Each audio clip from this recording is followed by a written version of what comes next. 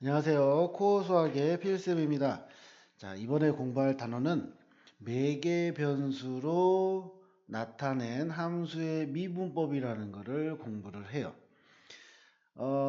그냥 단순하게 설명을 할게요. 우리가 좌표 평면에서 어떤 함수가 있을 때 P라는 좌표를 봅시다. 그러면은 좌표 평면이다 보니까 X좌표와 Y좌표가 존재하겠죠. 그런데 그거를 이제 시간의 흐름으로 생각을 해봅시다. t만큼 시간이 흐를 때 x는 이만큼 바뀌고 그리고 y는 이 정도로 바뀌고 그래서 x와 y를 각각의 함수로 표현을 하는 겁니다. 그러니까 원래 우리가 알고 있는 함수는 예를 들어서 뭐 y는 2x다. 그러면 x가 독립변수라고 하고 y가 종속변수라고 해서 자, x가 1이면 y가 2가 된다. 이런 식으로 x가 10이면 y가 20이 된다. 이렇게 표현을 하는 거죠.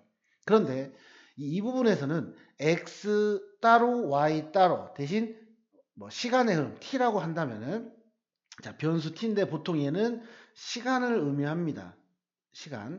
시간 t라고 하고 뭐 밑에 설명하겠지만 이 매개 변수는요 크게 시간하고 각 두 가지를 이야기합니다. 두 가지로 하는 경우가 되게 많아요. 그래서 그런 부분에 대해서는 여러분들이 크게 어려워할 필요는 없을 것 같고요. 그래서 기준을 잡는 게 중요합니다. 자, 가장 중요한 단어는 자, 매개 변수라는 단어가 나와요. 자, 그래서 매개 변수로 나타나는 함수의 미분법은 x 따로 y 따로라는 거죠. 그래서 여기 보시면 자, x는 t에 관한 식, 자, y도 t에 관한 식이 나오죠. 자, 그러면은 이제 우리가 이런 경우를 두 변수 사이에서 t로 매개로 해서 x는 ft, 자, t에 관한 식이죠. y는 gt, t에 관한 식이죠. 자, 이렇게 표현한 거를 t를 우리가 매개 변수라고 하고 각각의 x와 y를 매개 변수로 나타내는 함수라고 합니다. 아시겠죠?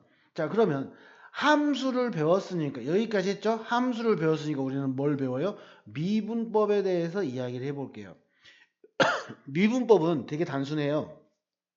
자, 우리가 미분이라고 하는 것은 항상 수투에서도 공부를 했지만 dx분의 dy예요. 또 다른 말로는 기울기라고 우리가 얘기하죠. 또 다른 말로는 순간 변화율이라고도 이야기합니다. 그죠? 다 똑같은 말이에요.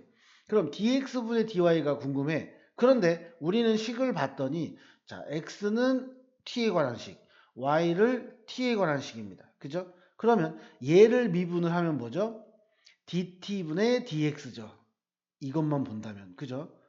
얘를 하면 뭐죠? dt분의 dy가 되죠. 그런데 내가 궁금한 건 dx분의 dy가 궁금하다. 그래서 얘를 번분수로 표현을 하면 dt분의 dx, dt분의 dy로 해도 똑같이 얘가 나오죠. 자, 근데 얘가 바로 f't라고 우리가 배웠고 이거 위에 있는 게 g't 이렇게 생각을 하는 겁니다. 그래서 이런 부분에 대해서 여러분들이 기억을 해주면 좋겠어요. 그래서 다시 한번 말하지만 매개 변수라는 단어가 나오면 보통 일반적으로 t 시간에 대한 거 그리고 세타 각에 대한 거 이 두 가지로 보통 이야기를 해요. 그래서 이 두 가지를 여러분들이 정확하게 기억하고 있다면 어, 그냥 이 부분으로 각각 구한 다음에 자, t에 대해서 미분하고 g에 대해서 dt에 대해서 미분을 해서 그 값이 이걸 거꾸로 간다고 해볼게요. f't분의 g't였죠. 근데 얘는 다르게 표현하면은 dt분의 dx였어요. 여기 x니까. 그 다음에 dt분의 dy가 되죠. 여기가 y니까. 그러면 dx분의 dy가 돼서 우리가 구하고 싶은 미분이 구해진다는 거죠. 그래서 매개변수는요, 보통 문제에서 뒤에 뭐 나오겠지만, 자, 이 dx분의 dy를 구하라고 합니다. 그래서 여러분들은 이 공식을 기억을 해주시면 되겠죠. 요 공식을 기억을 해주시면 돼요. 그러니까 굳이 이건 사용할 필요 없고요. 자, 이걸 구하라고 한다? 그럼 위에 있는 이걸 가지고 해서 자, 요 놈을 구하시면 됩니다. 아시겠죠? 그래서 공식으로 우리가 기억을 해주시면 되고요. 다음에 이제 요 내용은 제가 왜 넣어놨냐면은 아까 말한 대로 자, 우리가 매개변수라는 말이 나오면 보통 두 가지 시간이나 각이라 그랬죠. 그래서 얘는 각을 의미하는 거죠. 그죠? 각을 의미하는 거서 여러분들이 한번 영상 정지하고 한번 읽어보면요. 아, 얘가 세타라는 거를 어떻게 사용을 하고 그걸 가지고 어떻게 표현을 하는지, 자, 표현법이기 때문에 여러분들이 기억을 해주시면 됩니다. 자, 그 다음에 매개 변수로 나타낸 거의 곡선의 접선의 방정식은, 자, 식이 다르죠. 그다음에 t가 t1 어떤 수다. 그러면 이 점에서의 접선의 방정식이니까 나한테 필요한 기울기죠. 얘가 항상 생각하세요. t1에서의 기울기예요. 그죠? 그래서 f 프라임 t1 그리고 g 프라임 t1. 그럼 얘는 t1이라는 숫자를 넣었을 때입니다. 그냥 넣으면 돼요. 문제 풀면 여러분들이 훨씬 더 쉽게 이야기할 거예요. 그리고 이제 중요한 거는 이 부분이죠.